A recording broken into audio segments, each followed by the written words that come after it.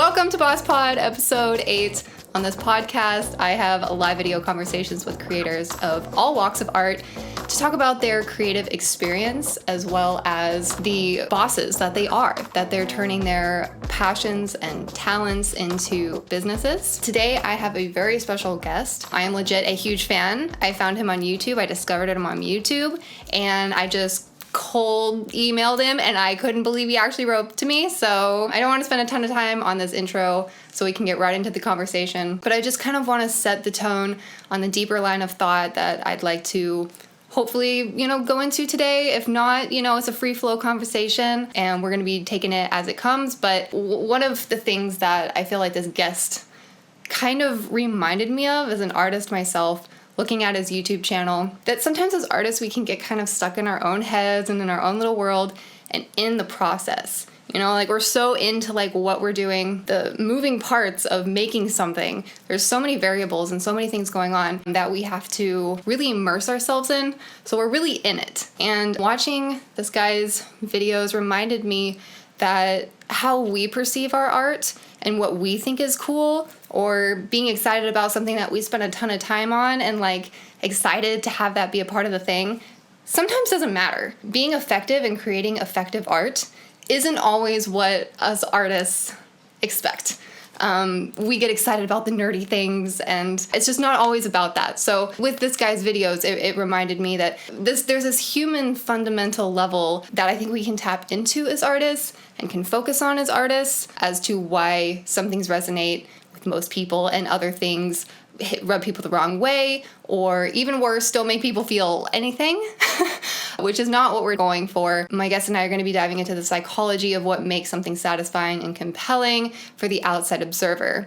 And whether that's a song, movie, painting, poem, whatever art form you're in, I think all of us as artists, we have a common goal in that we want to make a difference and we want to impact someone's life. So we're going to be touching on this and how to achieve that, and some of the more psychological, big picture elements to making art that can move someone. So we're going to be getting into that. If you like what you hear by the end of this podcast and you want to support Boss Pod, please visit my Patreon, patreon.com/shenova, and subscribe to my YouTube channel, youtube.com/shenova, where all Boss Pod episodes are uploaded. Also, be sure to follow me here on Instagram if you haven't, at Shenova Weirdo. This is where the podcast is recorded live every Sunday at 11 a.m. Pacific time.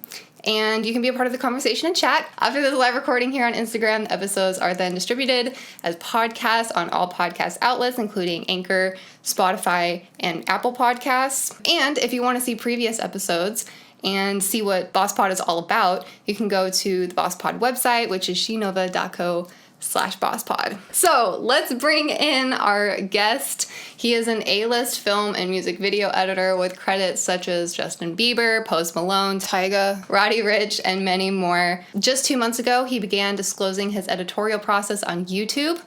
He now has I had to update this today because literally every single day it keeps going up. He now has over 43,000 subscribers and 1.4 million views to his channel in this short time. We're talking a couple months, y'all. So we gotta figure out what his secret sauce is. I can't wait to talk to him because he's just he's on a roll. In his music video editor react series, his quirky sense of humor shines as he dives into the psychology behind what makes a video satisfying and compelling for the viewer, while also revealing the secrets behind high-budget productions like Taylor Swift's Look What You Made Me Do, and lots of K-pop music videos. He dives into those because who does it better than Korea on their K-pop videos? Just absolutely crazy production. So he goes in on how they're achieving such awesome masterpieces. So please give me a warm, big Boss Pod welcome for Jordan Orme. What's up? Hello, darling. Hello. Nice to meet you. Nice to meet you too. Good to see your face. Aw. I know we've been kind of going back and forth on social media all week. We have been. It's been a good time. Sending out the news that we're going to be talking. This is very exciting, and we have not met, for anybody that's wondering. But I found him on YouTube and was just a fan of what he's doing because I'm a closet editor. I'm a self-taught editor myself. Well, so we all are. I was making my music video by myself, and that's when I started diving into your things, and it was your Taylor Swift one that really blew my mind and made me realize that I was going about this all the wrong way, and you talked about storyboarding and like if you have the time to storyboard, and I was like, so like then I just started binge watching you. That's where it all happened. Oh, that's so kind. Thank you. Well, Wow. you're great. That's so And sweet. anybody watching that hasn't followed him yet, you have to subscribe to his YouTube channel. It's just a plethora of amazing information for any kind of artist. So we're never going to be able to get to all of it today. So please subscribe to his YouTube. Well, thank you. Thank you. And I'm such a fan of this podcast. I listened to a few episodes and I was like, wow, everybody needs to listen to this. Anybody who's a creative, like, there's just so much good info. Thank you. I'm so happy to be on here. Thank you. Well, this is a new endeavor for me. You know, I'm in music, and Yeah. I know that you came from that world. You were a drummer first, am I right? Yeah, exactly. And I still do that. It's really fun. And a lot of my friends are musicians. And so all of us creatives got to like stick together. And even though all the little art pieces are slightly different, like I do editing mainly, but we also kind of all dabble in different things. And they all relate. And it's really great. It's a good time. Yeah, so you got like a little crew of people that you just go on creative adventures with, basically. Exactly. All contribute exactly. in different ways. That's amazing. That's amazing. So was your life before film drumming? Was it all music? Yeah, actually a lot of it was. In high school, I was like, that's what I wanted to do for a long time in high school. I was like, I want to be a professional drummer because that'd be so cool to like just be on tour and like be drumming for some artists and like have such a good time. And I'd be like, ah. And so like that's what I really love doing. I didn't do any filmmaking in high school at all. Just did music, and then I did like some sports and stuff. But so I really started filmmaking in college. And you went to Azusa? Is that how you say it? I did, yeah. Okay. Yeah, and that's where I live still, so out in SoCal. But out east. That's out east. Yes, Okay. exactly. It's a little out east from like Pasadena area. Yes. Okay. Yeah, So, it's a good time. And it was your sophomore year that someone gave you a chance and let you play your short film, right? Yeah, you did your research, girl. Okay. Okay, I'm I inspired see. by. Do you know Sean Evans, the Hot Ones host, dude? Yes. I yes. love He's him the and his best team. interviewer ever. Right? Oh Okay. my gosh. I study that man. I will never be an eighth of what he can do, but I try. He probably has a whole team though, just an entire team that just like deep dives and researches, and you're like a one-man crew, and you're killing it by yourself. So Thanks. go off. I'm just saying. Appreciate it. So what was that? Because you said that it was a short film. It wasn't the music video world yet. You were doing film, and it was a comedy. So what was that project like? So that was a great project with my super long-term film friend Kim Stratton. Shout out to Kim Stratton. She's great. We kind of became partners in this class in film school, and our goal was to make 2 short films, and we each kind of helped each other make the film for the entire semester. So we had 2 different like 10-minute-ish narrative films, and so she wrote that one. That was her like baby, her child, and she is a genius, and she put all that together and directed it. And I was the DP, and then I edited it and did like some sound design and stuff, Okay. which us editors do. So you have been in the world of being director of photographer, for anybody that knows Yes. doesn't know what DT is. And that's Yes. behind the camera. That's being the Yes. camera operator and framing the shots and deciding what's going to be in frame. So how has Exactly. having that experience influenced how you edit and what you see and pick? Ooh, that's a really good question. I think when you shoot your own footage and then you go and you edit your own footage, you understand like what you want to shoot the next time you go out. Like you see your mistakes and you're like, oh frick, I should have done this and I should have done this. And then from there you get better at shooting, and then you also get better at editing because you know exactly what to look for within the footage that you get when you come back from a shoot. So the best thing to do to learn, I say, is to do everything yourself. And that's kind of how in this particular at APU, this film school works, is you kind of did everything yourself, and then from there you go ahead and do all the parts of the process, and you learn what you like and get better at those things. So. Yeah, because I think you do definitely have a style, and I want to get into this in a second because I know there's a lot of the psychology of what works and all that I want to get into in a minute. But first of all, I have to agree. Yes, doing everything by yourself, you learn everything the hard way, and you see every nano part of what you're doing, and you can't hide from, all right, well, you find your mistakes. You find your mistakes and your gaps quickly by doing it that way. You don't have someone coming in and filling your gaps for you. So on the opposite spectrum, you've done a lot of music videos, let's say, and it's other people that have shot it. You weren't there for the shoot even, I'm sure, and they just send you this huge compilement of raw footage Where do you start?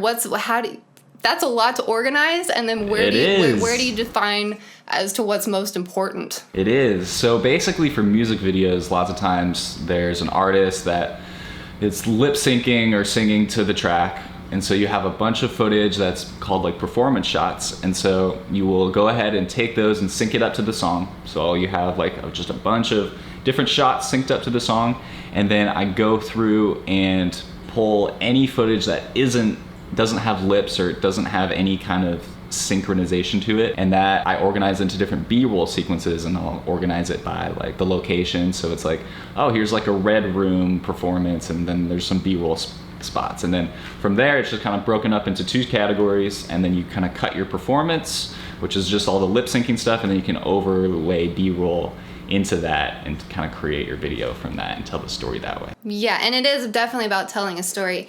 And from watching your videos, you were talking about how like when the camera operator will like go to turn off the camera and he kind of swivels like this and it's like a flash, and you have like a bunch of like random movement, blurry flashlight stuff that people would usually look at and be like, oh, well, that you can never use that, but you take a small part of and you can use it for transitions and stuff.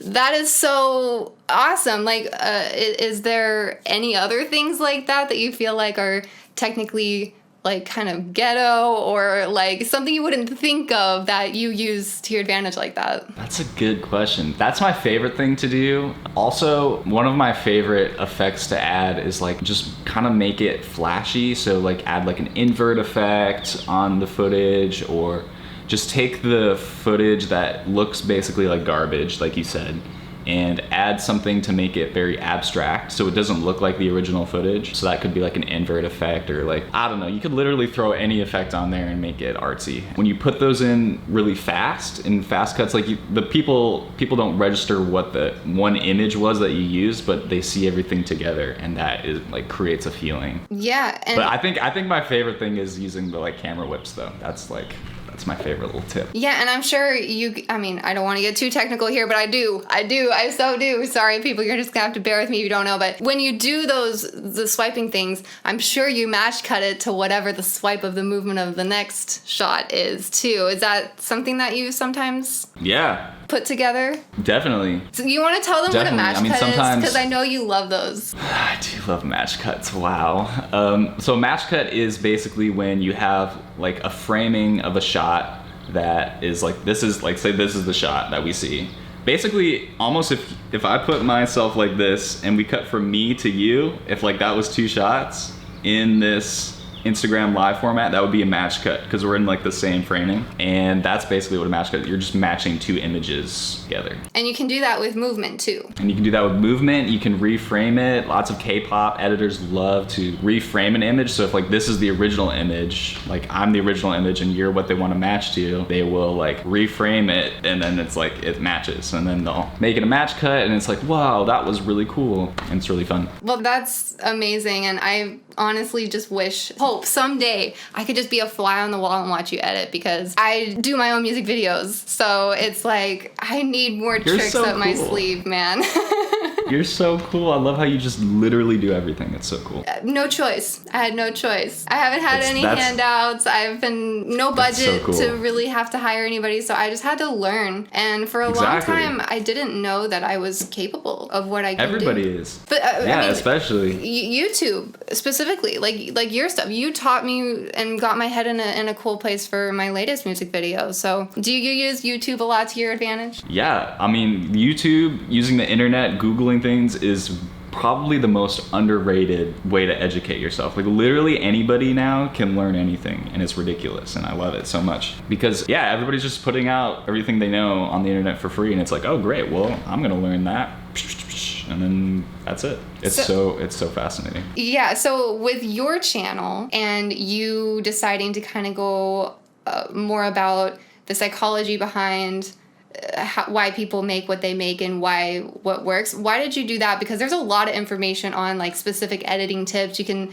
all that. Why did you decide to take your channel this other way? I think what I wanted to do was just offer something different than what I've already seen on YouTube, because there's lots of YouTubing editors that are like, oh, this cool effect from like Sicko Mode by Travis Scott, this is how you make it. And it's like, great, now I know how to make that. But like, what if I'm trying to edit a music video and there's just universal like techniques that I can use that will help me create an edit that is fun to watch? And because lots of the effects like apply to certain like very, very confined circumstances, and I wanted something to be a little more universal and kind of teach stuff that I learned more in film school that I can now apply to anything. So it was just like a different value that I wanted to offer. And I know at the time, which is now, because you only started your channel 2 months ago, is that right? Yeah, about 2 months ago. Wow, okay, Little quarantine project. Okay, so it was because of quarantine. Yeah, so usually I have like no time because I'm editing all the time. But I was like, man, should I start a YouTube channel? I don't know. It takes a lot of time and effort, and I don't know if it's worth it, but now I have a little more time, so I was like, let's do it. And it's blowing up. Like, I've literally had to update your bio on my page every single day because the numbers go up by thousands every day. Oh, that's cute. I mean, you're doing something right, and somehow you've just strucketh gold straight out the gate. And do you think it's partly because your credits and what you've done, or do you think it's also that it's in combination with your music video editor reacts of like popular videos that just came out, your reaction to them? Yeah. So I started doing like basically breakdowns of my videos that I've edited, and that's what I started the channel as. I was like, okay, this is me basically reacting to my own music video edits. And then I was like, I'm gonna start another series and do like other people's music videos, because the way that I learn how to make music videos that I like to see and that I just enjoy is I watch other music videos, and I basically do what I do on YouTube but in my head. And I'm just like, oh, that's cool, this is how they did that. And so I was like, maybe I'll just do that, but with other people's music videos and like my own favorite music videos. And people really, really liked that. And the Taylor Swift one that you saw was like the one that got popular first. And then from there, I just kept doing that. And yeah, I think the biggest thing is it's like other fan bases, like Taylor Swift fans and like K-pop fans. Those fan bases are ridiculous, and they will stan and they will support their artists to the death. And so I think that's mostly where it came from. But it's fun. It's great. And you've done 2 Taylor Swift ones now, huh? I have. Yeah. See, yep, I just did a Gaga cover for the first time on my channel. Her new song, Alice. I put it out a couple days after it came out. I don't want to say these are big numbers, but I got 12,000 within the first couple weeks, and that's like a lot. That's huge for me as a cover, That's great. And it was all their amazing fans. I got like 1,700 thumbs up and like over 300 comments now. Like, the little monsters are amazing. So now you're blowing up. Go off. I'm gonna follow your theory, and I'm gonna try to do another Gaga cover, because you're right. Like, once you get those people to resonate with you, which your personality is perfect for this freaking YouTube thing. Yeah, it's good to keep them. So that's smart too. Yeah. I think that's the secret sauce. And how did you get so funny? Like, is this something that you just stumbled upon and realized that you have this sense of humor now? I'm not funny. I'm really not funny. So it's really interesting because all of the humor that I create is through the edit. So I know how to like make things funny. And so I just edit myself funny, and I'm not actually that funny. I noticed your little I'm really not. Your little quick cuts to like something you say that's like from a movie, like or a Vine reference. Yeah, exactly. Yeah, exactly. Are you allowed to use those? I don't know. I mean, they're Vines, so they're on the internet. And anyway, I think those are fine. If you put like a movie in, that might not be great. But I think if you use a clip under like a certain amount of seconds, it's fine. Yeah, because I edit the whole thing, the whole like YouTube video, and it's not funny at all. And then I go through it again and like make it funny. Okay, so as the editor king here, we know what you can do with films and music videos, but what's the process like of editing your own music videos? Does it take as long? Is it a challenge because it's you? How is it different? Oh, yeah. I hate watching myself. It's the worst. I love editing other people's stuff a lot more than editing myself. I really watch myself. I'm like, bro, you're such an idiot. Why do people like watch this? This is so stupid. Well, everybody feels like a dork. So, I mean, that's why I call know. my fans the weirdo crew. Like, it's not a bad I want thing. to be part of the weirdo crew. You are already Yes. a weirdo. I knew it the second I saw that video. I was like, it's a weirdo. Weirdo crew. It's right there. Do you have a Boom. name for your fans yet? No, I was thinking about that. I was talking to my friends the other day who live here, and I was like, I need a name. I don't know, there's some YouTuber that calls their fans Greg. That's so funny. I forget who it is. That does seem kind of nice and random, like something you would Somebody do. comment, but he's like, hey, what's up, Greg? Welcome to the channel. And it's like, it's super funny. But I don't know. I think they'll come up with their own name, maybe.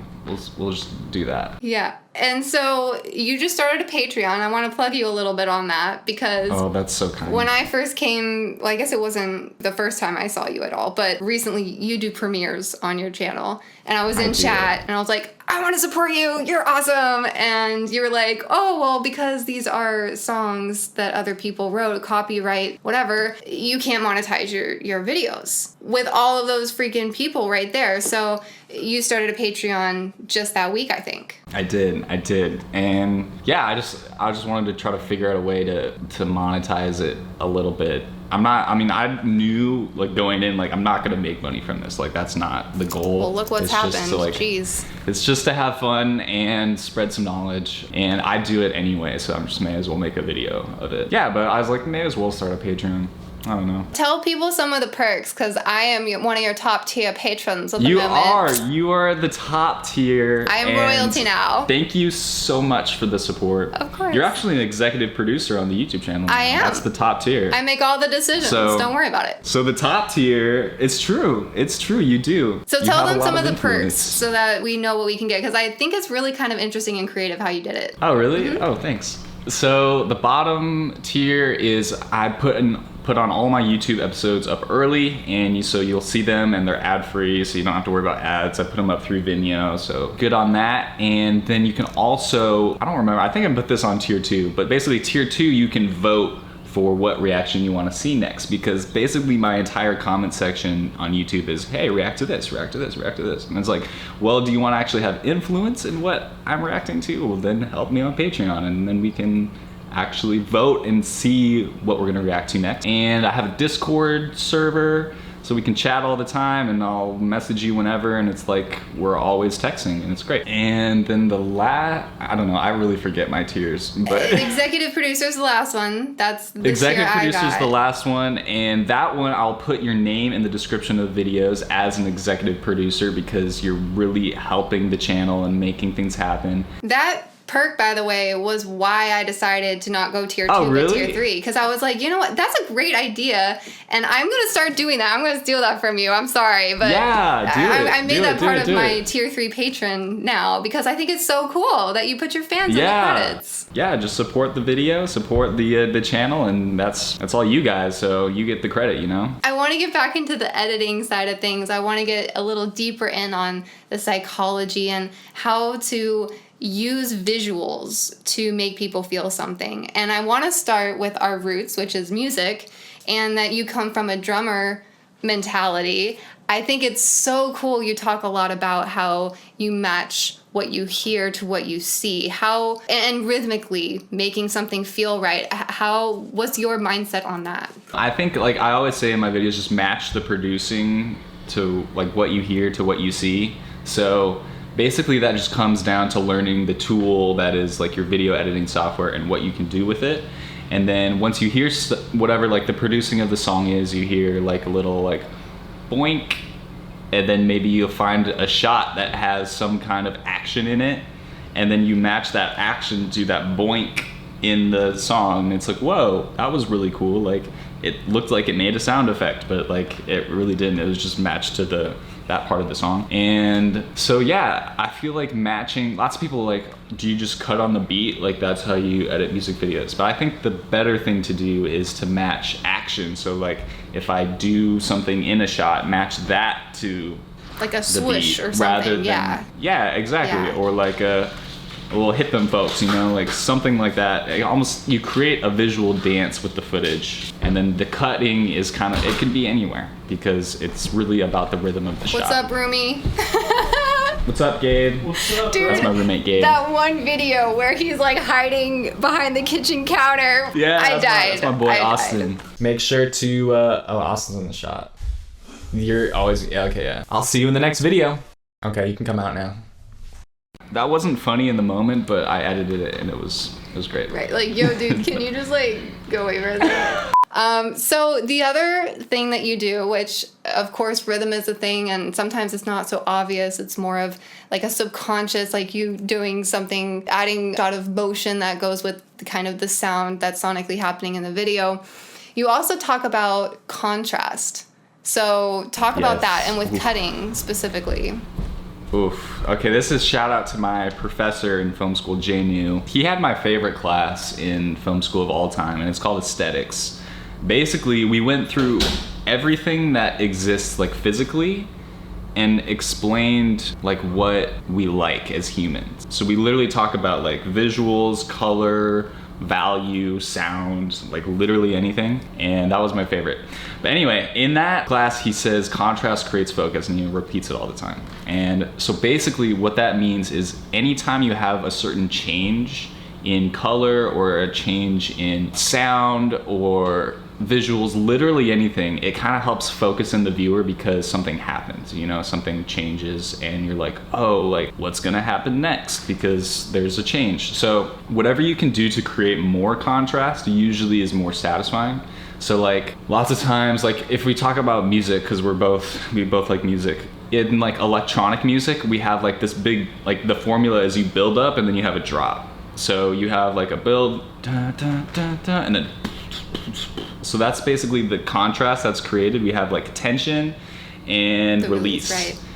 And that is in literally everything too. That is in films and like how you construct scenes, how music videos work, and chord progressions. Like literally any art that we consume is all of that contrast and that tension and release. And that is, like, I get so fired up about this because it's such a universal concept that applies over any kind of art form. So that's what I like to talk about, that, and I like to point that out in videos when I see that. I'm like, oh, look how they created this contrast, which helps us like, oh, we like this because there's contrast. Yeah, and one of the specific contrasting things that you talk about is doing something someone doesn't expect.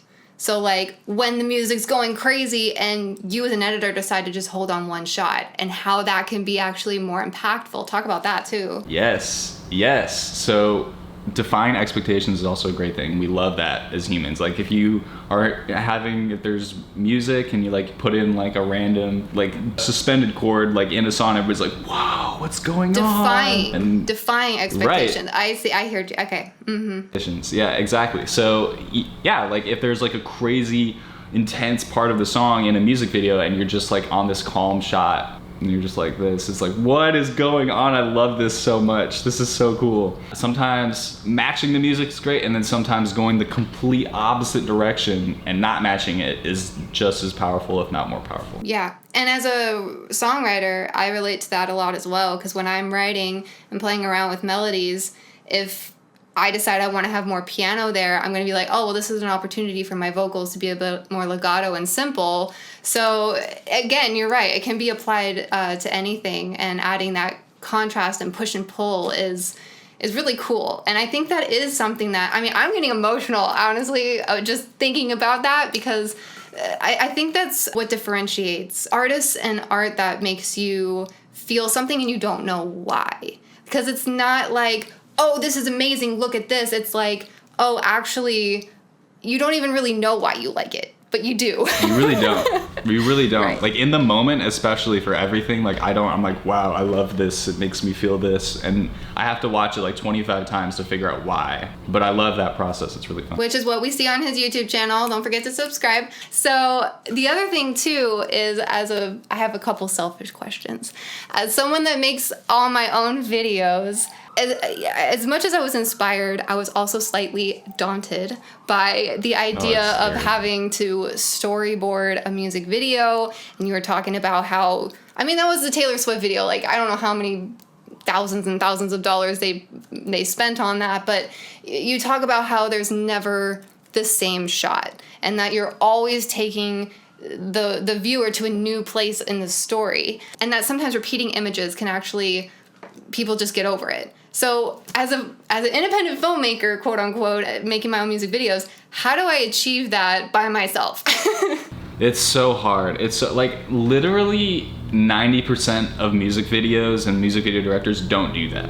Like most people never do that because of how hard and how long and how much time it takes to actually do that and create that kind of music video, which is why I respect it so much and why I freak out about it so much, because I'm like, you guys have no idea how hard this is. It's crazy, but like it's so good when the final product is put together. Basically, if you have a lot of time and you have a good idea, you can do that, but it'll probably take you, I don't know, almost twice as long probably to like complete that process, just because you're putting in so much pre-planning, and then you have to get all those unique shots that you talked about, which is just like more effort. And so can you achieve that with angles rather than different locations? Yeah, totally.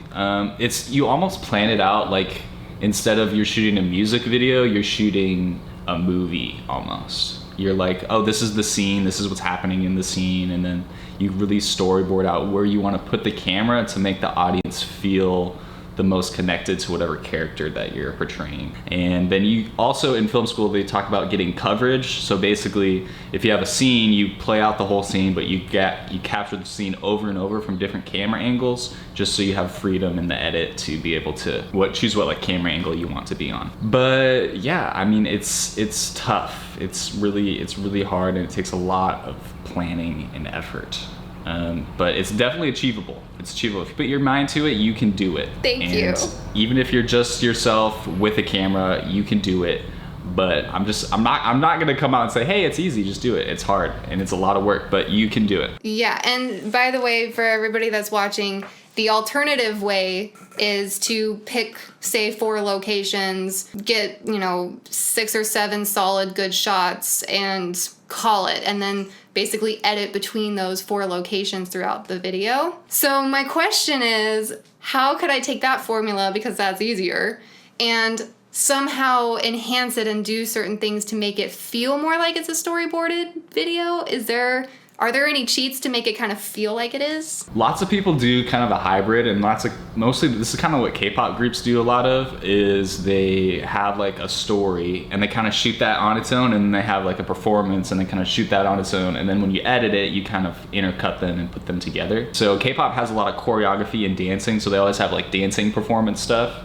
And then they have like the narrative, which is, here's the story that's going on in this video. Yeah, you can, the best thing about that is you don't have to storyboard out the story. You can just like know, I kind of want this to happen, and just shoot it. And you don't really have to worry about where it's gonna go in the edit, because you'll figure it out while you're editing. But if you're not doing a performance, then you have to really storyboard it out, because you have to know, oh, I'm gonna say these lyrics in this shot at this part of the song, to like make it all cut together well. But you could always do a hybrid. Hybrids are very popular, where you just have your performance shots, and that's great. You can always cut to that whenever, and then you have your like story shots that kind of explain what's going on. Yeah, and is that, because I think it also then comes down to editing technique, and how important is it to always have a fresh new shot in each section of the song? I mean, it's up to you. I like that because it just keeps it interesting, and it keeps it fun. But people also like familiarity too. Like going back to psychology, people like seeing like a satisfying shot over and over again, because it's like, oh, we've done this. We're like, come back to the chorus. Like you hear a chorus over and over again, people like that. We don't want an entire song to be like something new every time. We like to hear the chorus and the hook and stuff over and over again. So you can kind of do that with editing too, and match that, and that works too. Yeah, so that's actually an interesting topic, is that artistic choice and choices that you make. There's technically multiple right answers or effective choices. There really is no right or wrong. And I think you were talking about in one of the videos you edited, I think for Justin Bieber, the guy dancing throughout the condo, that one, you made a specific edit in in the end of the dancer with all the angles that the director wanted. But then you totally went against the grain and just did the shot through the peephole and held on that in the most climaxy, whatever, showing contrast. But that's something that you wouldn't expect. And getting those ideas and deciding to break the rules in a way can sometimes be more effective. Yeah. I mean, it's tough. It's tough because you never really know until you try it. So one thing that I like to say a lot is try it both ways. So if you have an idea and you're like editing, you're like, oh, this could be like the worst thing ever, but I'm gonna try it and see what happens. and then you try it and it's like, oh, that was great or that was terrible. And then you try it a different way and you're like, oh, which one do you like better? I don't know. And then you just pick one. Amen. And that's in music. We call it A-B in it. Where you listen to A and then you listen to B and then you decide on which one you want. And I think too that you're talking about is letting yourself mess up and try new things and make mistakes or whatever. But in an edit, when you have a huge project in front of you with all this footage and you've already done so much work, how do you make mistakes, if you will, and try different things without completely messing up your timeline and stuff? Yeah, I mean, my favorite thing about editing is there's always the undo button. So you can always Command Z it and times 10. So yeah, I mean, I always also duplicate my sequence all the time. So if I like really screw something up, I can always go back. Save as. And save copy. Like, oh. Do you do save copy? Yep.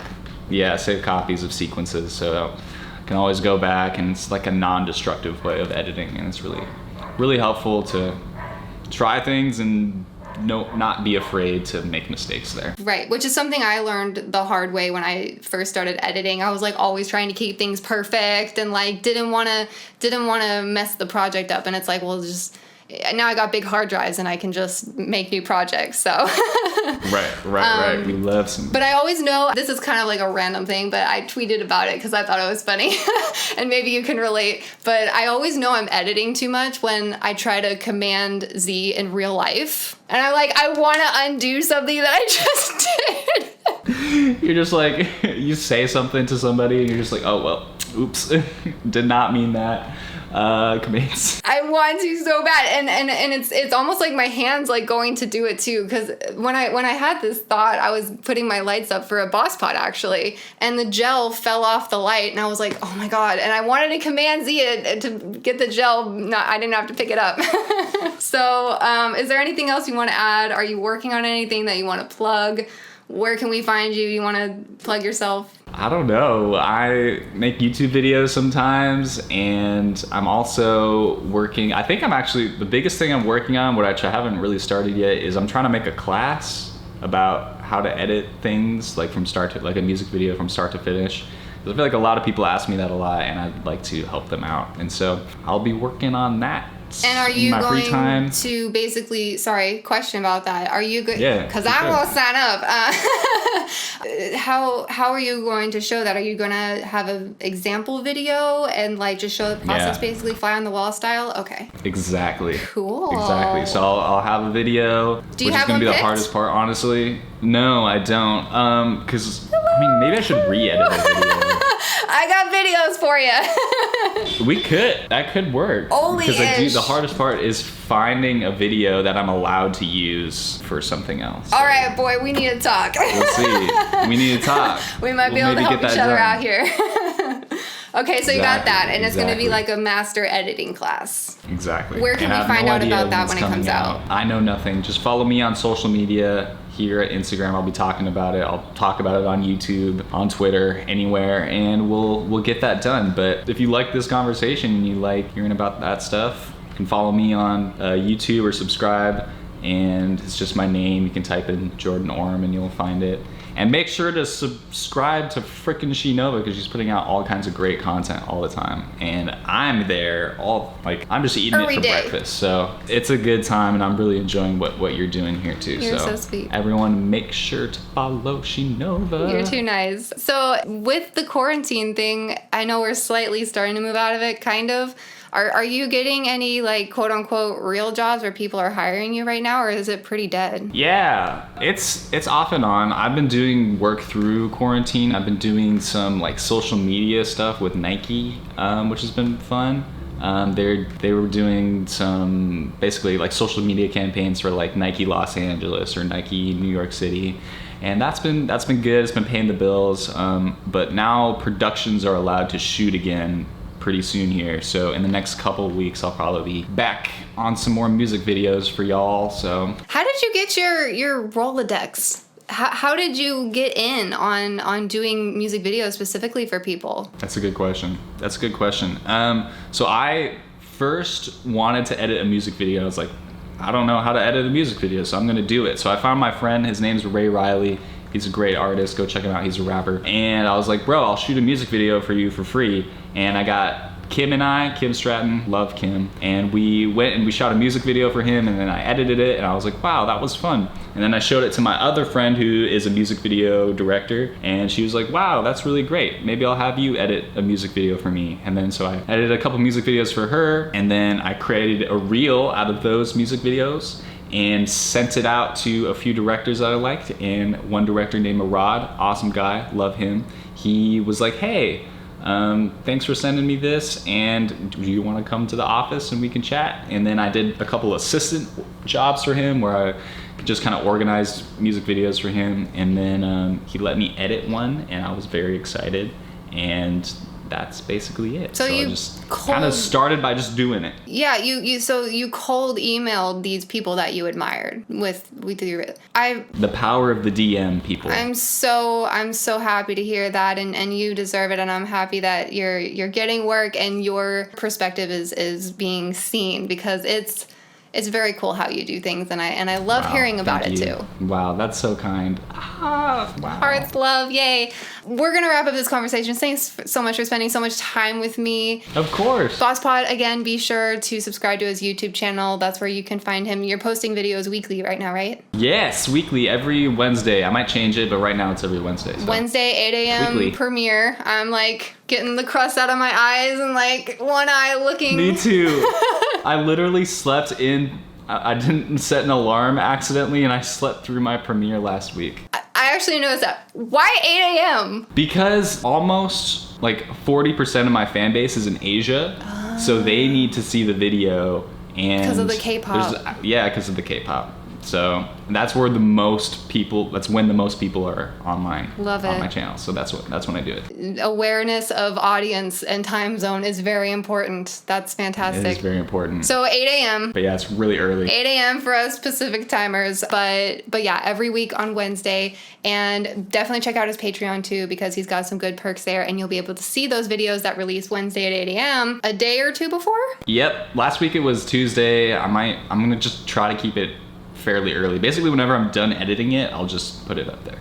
Awesome. Well, thank you so much for being on my show. You're awesome. You're awesome. Thank you for having me. It's been so fun. Such an honor. Thank you. And we'll talk because, yeah, that's super cool. All right. I'll talk to you later. Thank you, Jordan. Okay, bye. Bye. Awesome. What a cool conversation. Love the dude even more than I did before. Didn't think that was possible, but thank you again, Jordan, for coming on my show. I am just starting out as a podcaster. This is episode 8 of Boss Pod, so I feel very honored. And we were talking about DMing people that we admire and just doing it.